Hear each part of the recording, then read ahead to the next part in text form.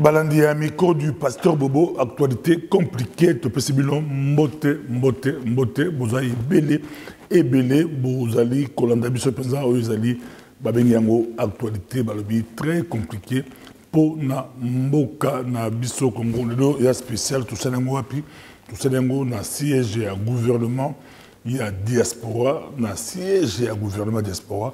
Congo peut ça motu pasi na ndenge moko ya ko saranté to mela ba dolipoine to mela ba dafalgan mais lelo tozoa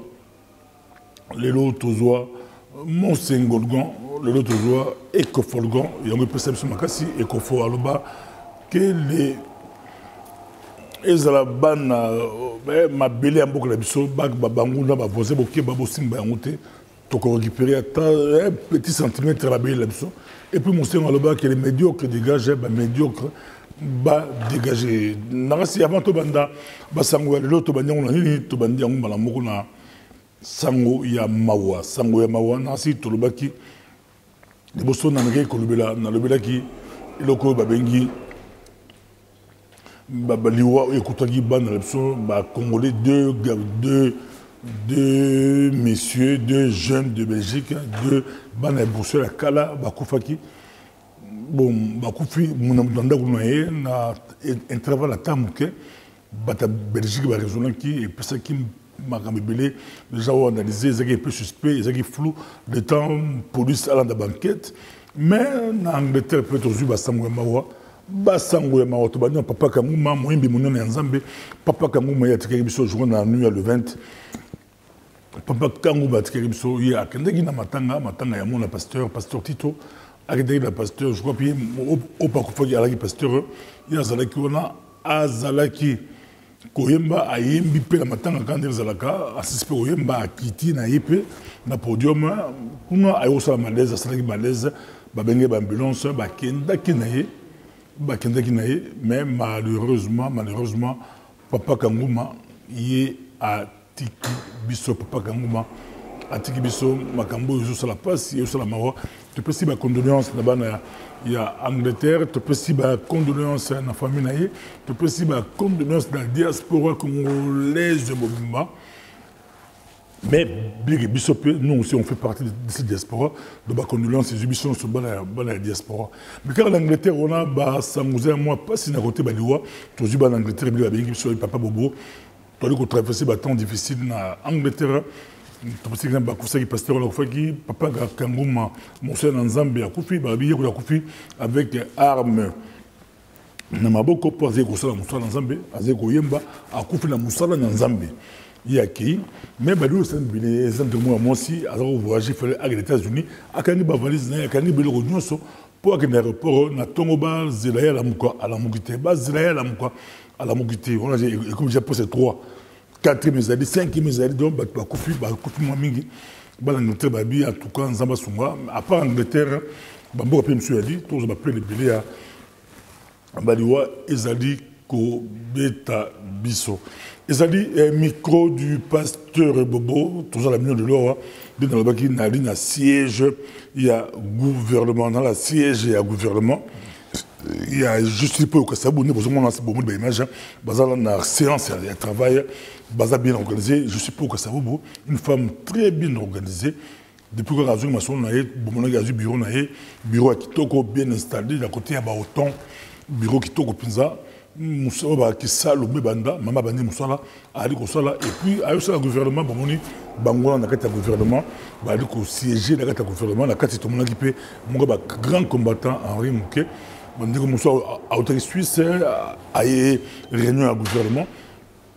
Baza Pizawana, ministre Baza Bakoto, Bazalaki, bon, il y a des États-Unis, mais au moment qu'il y a Bangwana réunion, il y a gouvernement.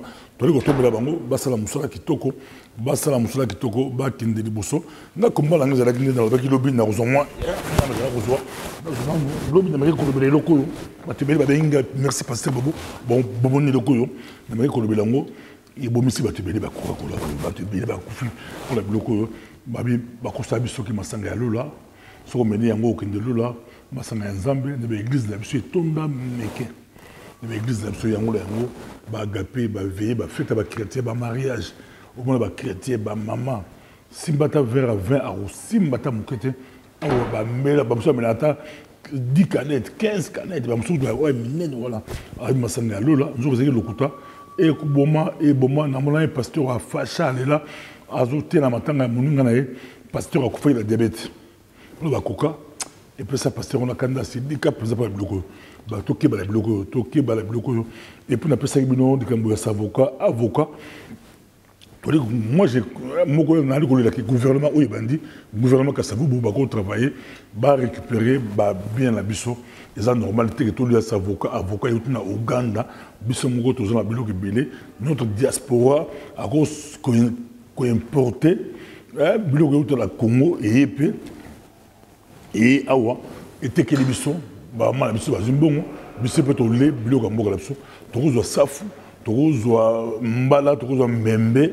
Tozo mbembe et outi par la biso tala makambo tozo makaku et outi par la biso misili et outi par la biso c'est possible ba mbala et outi par la biso tala pasi makambo ezali kosala pasi ezali actualité compliquée makambo ya mboka na biso Congo kala na cadre actualité lobi pe tozalaki wapi tozalaki na campagne ya Laurent Mutamba mon NVA congolais bâti tête de liste bah Congolais bazaka ba 30e ba 50e ba 15e mais à la tête de liste et on est marqué biso tout ce qui est extrait il y a Bart de Wever il y a Lobiboy bah Laurent Mutamba yona a la première Congolais ou première personne d'origine africaine bourgmestre donc il y a au moins attends ba film guerre raciste ba lobaka mais après si ba Congolais passe ceux qui battent à Molenbeek, vous avez 3000 Congolais dans Molenbeek. Ceux qui 3000 Congolais, la moitié, 1500 Congolais à Molenbeek. Ou 2000 Congolais qui ont voté Laurent Mutamba. À la bourgmestre, ça sera le bâti, on pense à la bourgmestre. Tout ces chansons-là, tout voté Laurent Mutamba. Tout voté Laurent Mutamba. Tous les qui ont micro du pasteur Bobo.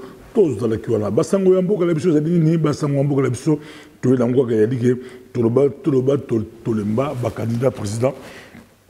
À toi, je précise, quand je parle des élections, depuis Bemba à Longwe, il y a comme élection, on a occupation dans le but, c'est qu'on comprend, au Landarabiso, mais on comprend depuis Bemba Bima, depuis Igwe Bima, tout le baboye. Igwe, nous avons un superstar, un superstar et élection. Pourquoi? Parce que il y a des moyens.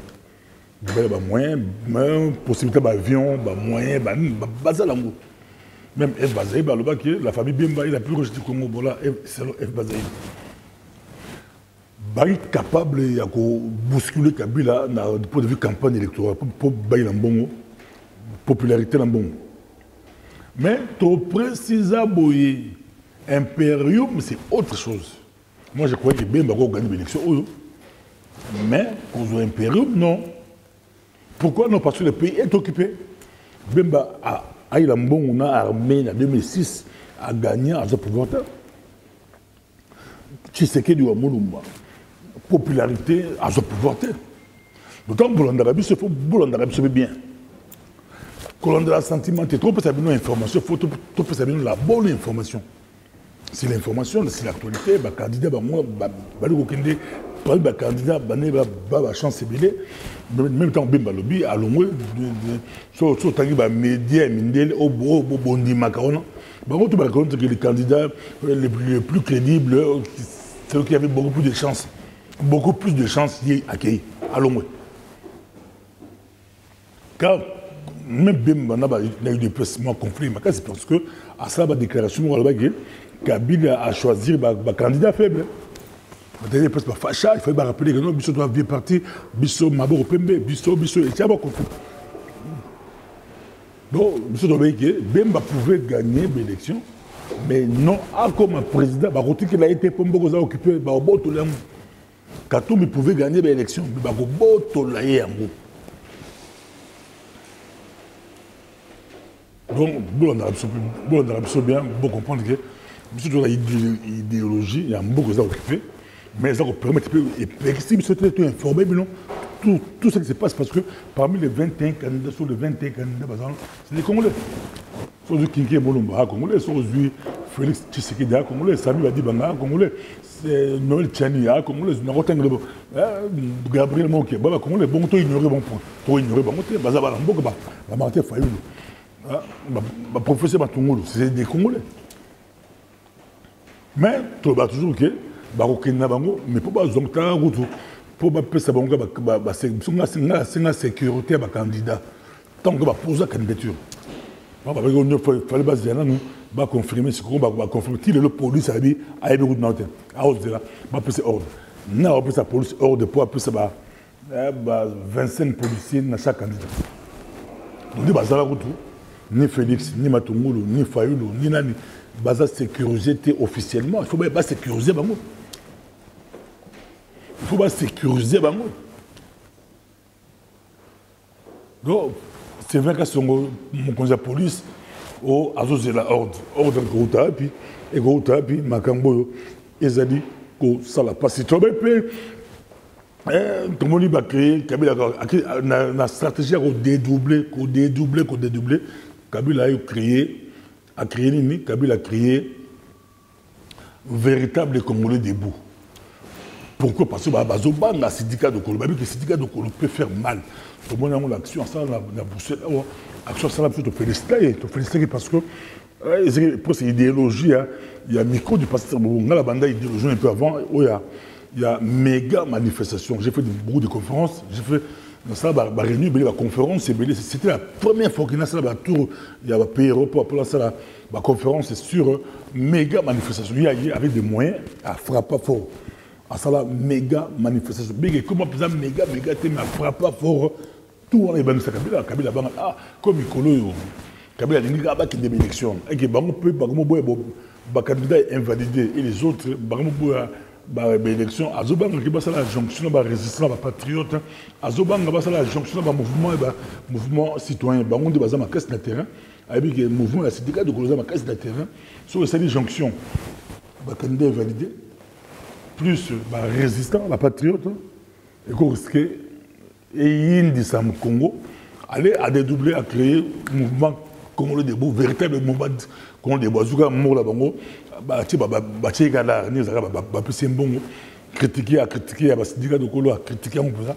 Maintenant, le barreau de Marba, le arrêté pour n'abossé les promotions, critiquer, et puis à Bandi. Mais tu es stratégie à pouvoir créer deux UDPS. 2 Palo, 2 MLC, 2 UNC, 2 Aparico, 2 combattants, 2 résistants, à créer,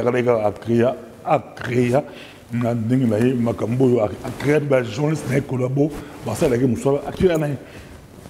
Donc, Makambo, ce soit pas si, mais tout le la solution, vraie solution, tu es bien mot, vraie solution, vraie solution, et que l'Amérique a été, et que na ba Belgique et que na ba Angleterre na ba Canadien vraie solution à Congo et que tu pas la bistement ba congolais surtout comprendre que c'est ngeli to simba ba carotte to simba ba pomme de terre bisomoko to bouger mboko na ba pakati ta ba paniquer ba jeune comme ba bomba kangi bino na ba la botu na ba côte na ndako ba longoli ba lever jeune ba beti ba bomie ba jeu bembe ba boki na quartier.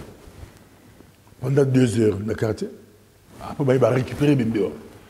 Il va traumatiser le terrorisme à l'État, il va bang sa balle, sa quartier, bazobanga, nini, baebi, et le bazobanga. Et le bazobanga, classe politique, biso non, surtout, et le bazobanga, classe politique congolaise, et comme il y a tout ça, Congo za la mboka la biso Congo za to la mboka mosusu Congolais to za la mboka mosusu la bida mko tellement na ta mosusu la sala meli mosengolo gana ko fulga et puis ça nga vertige ya Congo et puis ça nga bolingo ya Congo la mu Congolais la muka tellement dinga Congo to dinga Congo la ba yu mwana ba yu mama ba ya ba contre la Congo ba uta gapi ba uta ba Uganda ba uta ba Kigali ba uta ba Tanzanie ba ye ba uta biso entre biso ba conflit interne quand des ba conflit interne.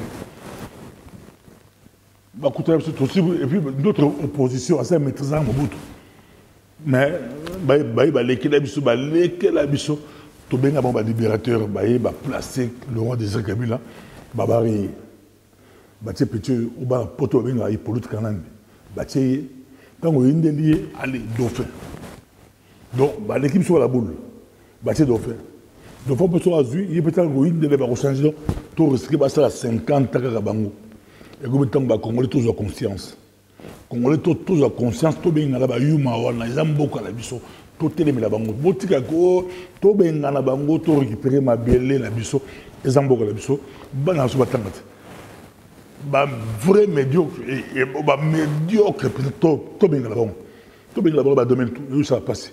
Ban na biso ba refond des athées ba fanda assez mboko salité mboko ebeba ba maladie ba baza kokufa bango ba inconscient na éviter pourquoi ba wela cause de pouvoir et le plus ça ebente mboko ekufa ba to ba somme kauti kongo ya zo le la eza ba si mi bel so ti kongo baza ko lela mboko ekufa mais ba fanda la canaille ba yu mona ba fanda canaille ba médiocre to ko binga la bon surtout ko ba kongo le to Congolais toyokana tobengana bayuma wana ezalaki le micro du pasteur Bobo lancé a nazali nali na siège ya gouvernement je suis mpo yokasa bobo nazali awa en tout cas tout soutenir mpe bango ezalaka bastratégie ya combat ya bitumba yekala te azoya na Angleterre akozwa na Angleterre na parlement britannique akozwa ya speech na ye na anglais na parlement britannique et après parlement britannique akozwa na États-Unis d'Amérique déjà à Los Angeles, c'est parce que juste ça, à Los Angeles, mais avant de Los Angeles, à Rosola, à San Francisco, à l'université, c'est une université américaine. Quand on appelle une université américaine, je ne sais pas où ça va, à Rosola, discours dans l'université, mais à Rosola, en anglais. En anglais. Donc, Mikolo, on a habité Mikolo, tout le temps, English for Africa. Mikolo, tout le temps, English for Africa. English for Africa. Makaboyo, ils ont passé, ils ont Singapore, na mboka la biso Congo. Babi, je sais pas où ça va, babi go ahead. Dans la bataille anglais, go ahead. Go ahead. Babani, osa unstoppable. Unstoppable. Unstoppable. Unstoppable. Move, go ahead. You can do many things for DRC. Moi, c'est pas gros sauver, moi, c'est pas gros sauver. Moi, c'est pas gros sauver.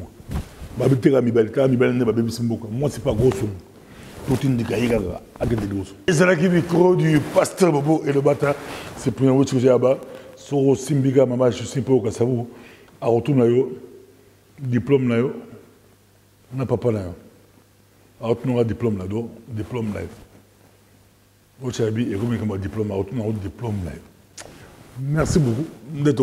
Prochainement. Merci.